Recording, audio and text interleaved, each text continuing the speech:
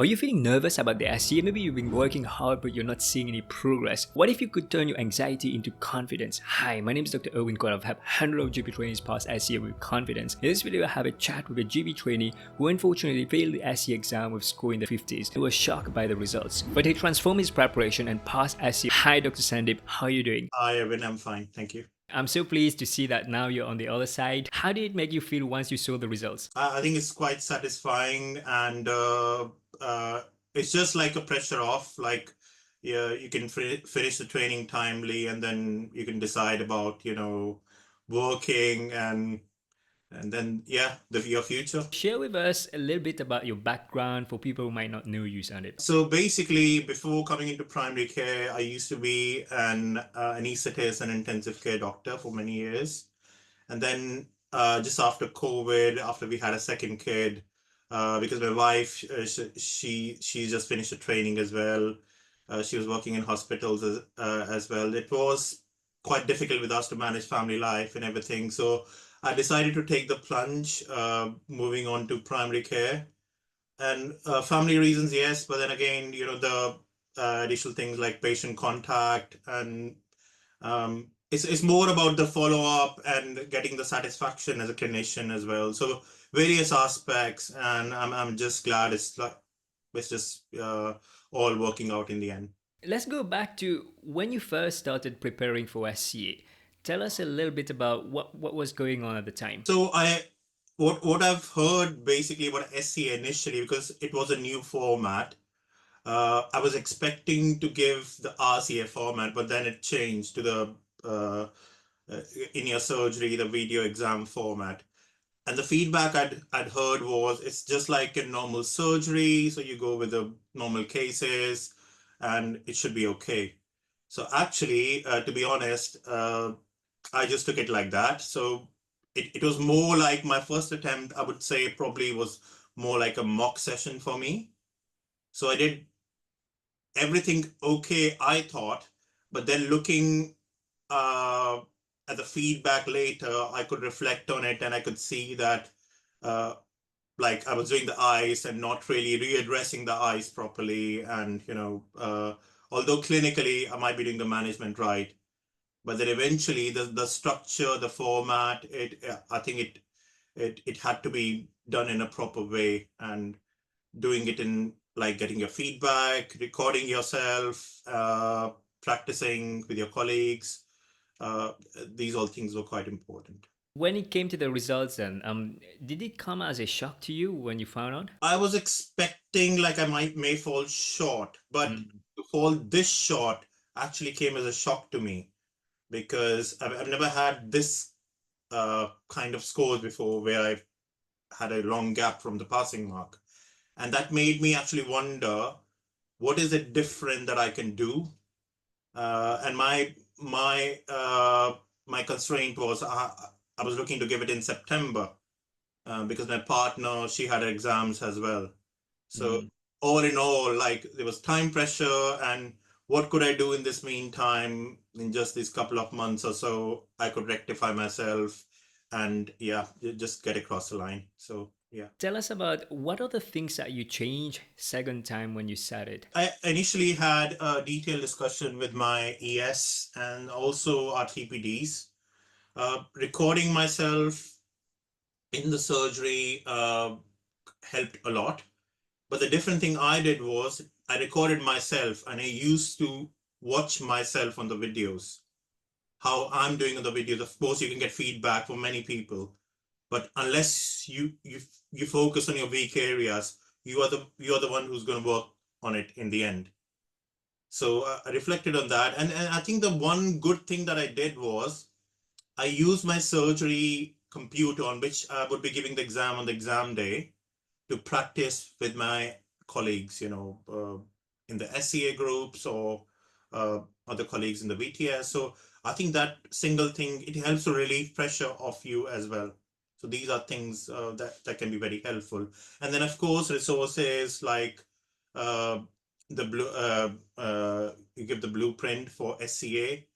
So just doing the theme of those particular cases just eases the pressure off your mind. So when on the actual exam day, nothing would come as like a surprise. When you say in your surgery, so were you practicing role play in the surgery setting then? On Teams, yes, with Mm. my colleagues Okay. through the same computer on which Mm. I'll be giving the exam. How did you schedule that? I used to do that during my breaks as well. So any time I get before the surgery, after the surgery, and of course when your other colleagues, your practice groups, they're free. So just even if you can get like half an hour or so, it just does make a lot of difference in the end. When it came to structuring the preparation, could you talk to us about what did you do different in terms of how you went about tackling it? When you practice different type of cases, like go through all the different case mixes, even if you get a case which is not so commonly asked during the exams, it won't come as a surprise. So that particular domain you would have already covered a lot of times. So for many people, let's say my male colleagues, they might not be comfortable with HRT and contraceptives. But if you do that consultation again and again or record a few of them, you'll get that confidence to do that in the actual exam. So I think that all helps. So you felt like as you were practicing, recording, and reviewing, your confidence was growing then? Yes. So if somebody right now just failed the exam and they are feeling completely lost, what would you tell them to do? I think it's important to, because different people, the circumstances and reasons could be different. For me, the biggest reason was coming from a secondary care background. Even in AKT, I had this approach of going straight ahead for the clinical management. So sometimes you have to take a step back and put yourself in the shoes of an actual GP that you're working in primary care. You don't have to go gung ho and do all the investigations at once.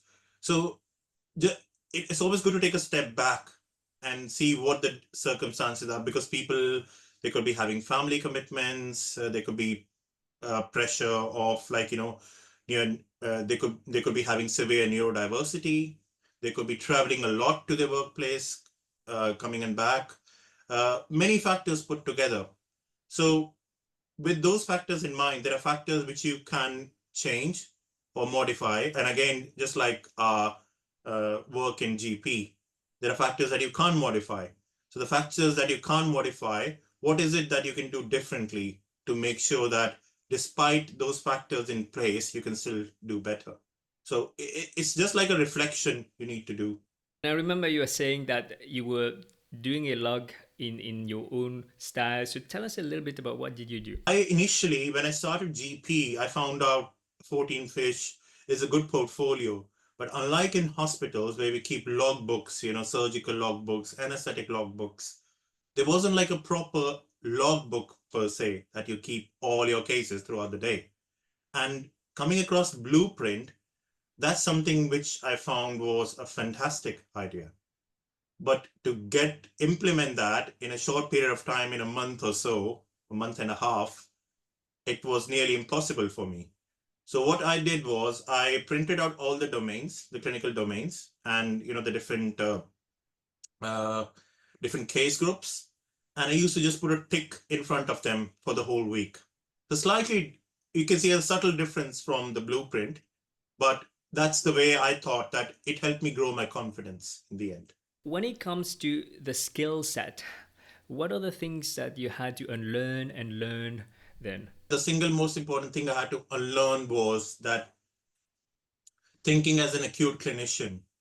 So in primary care, you have to take a step back, whether it's an AKT or SCA exam.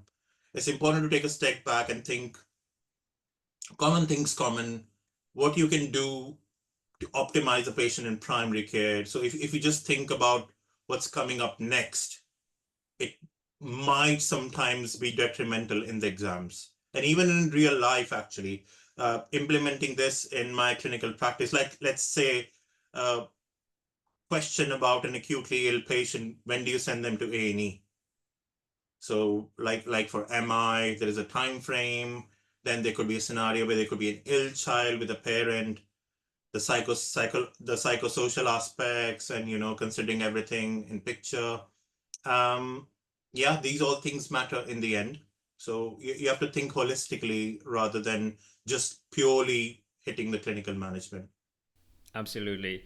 And I've noticed this among hospital doctors. They have a big struggle to unlearn that, and then they can actually learn to think about these various components, not just about the management clinically.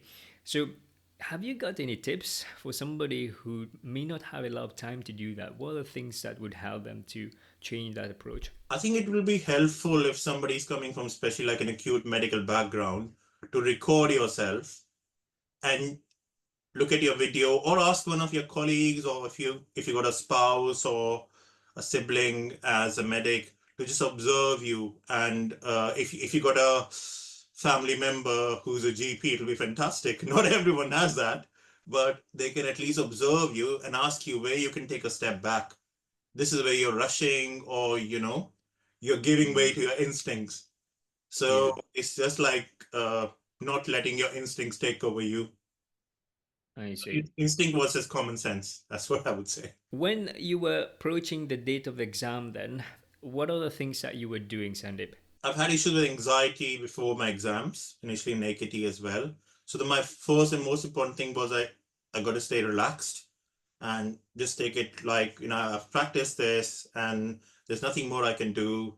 Just do it on a case by case basis. There would be some surprises. So if that comes through, I would do like, uh, as I would do any other case.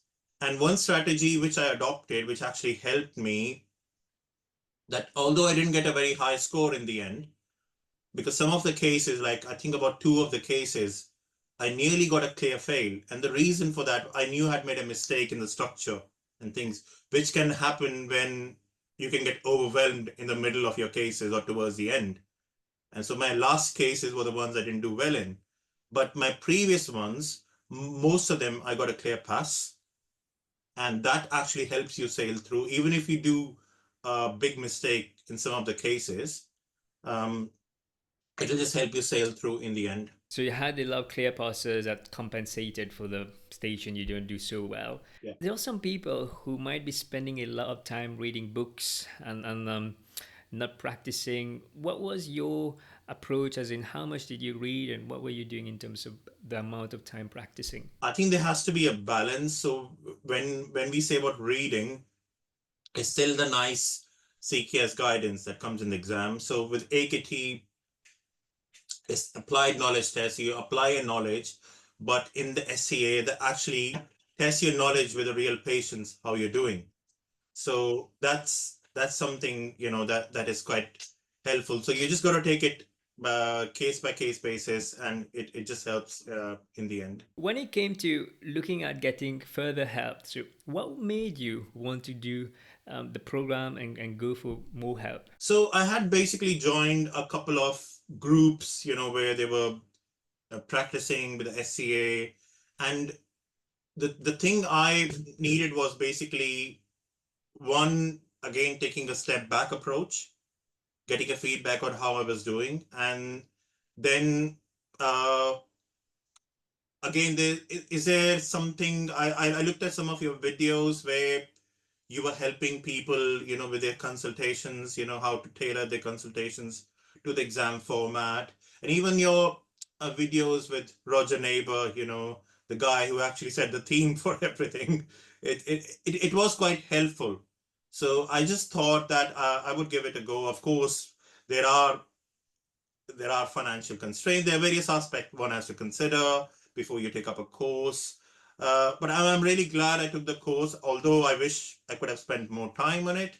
But I think it was quite helpful in the end. Have you found the insights in this video useful so far? If so, you might be interested in SCA Blueprint. Just click the link down the description below and sign up, and you will get a teaching from me every day for the next 7 days. When it comes to the actual exam, you mentioned that towards the end you didn't do so well. Is it because you were feeling tired at the end? What was the issues? You do get anxious a few days before the exam, and especially when there is a gap. If they're like back to back SCA exams, then you feel that it's been going on for quite a while. Okay, I'm just going to give it. And of course, and with September, I felt that it's a beginning of like a new, you can say, a session for a few months before there's a break again. So we don't know what's going to come up. What's the new theme, or will they change everything? How are they going to conduct the exam?